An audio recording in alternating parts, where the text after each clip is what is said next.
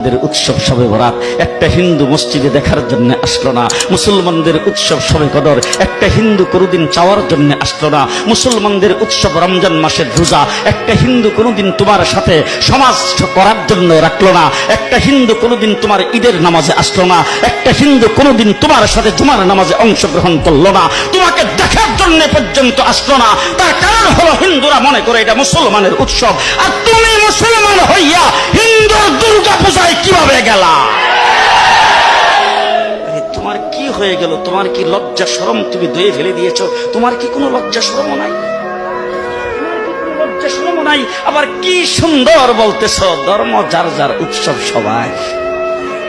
High high high, ও মুসলমান যুবকেরা ভালো করে শোনো, ধর্ম যার যার উৎসব সবার, তাইলে বিয়া যার যার বউ তো সবার।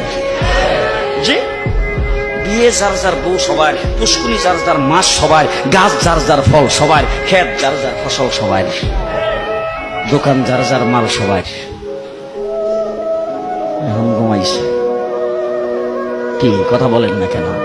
তাহলে আমার দোকানের মাল যদি আমার হয়, আমার ক্ষেতের ফসল যদি আমার হয়, আমার গাছের ফল যদি আমার হয়, আমার গাছের নারিকেল যদি আমার হয়, আমি বিয়ে করলে বউ যদি আমার হয়, মুসলমান আমার পুষ্কুনির মাছ যদি আমার হয়, তাইলে ধর্ম যার উৎসব তার।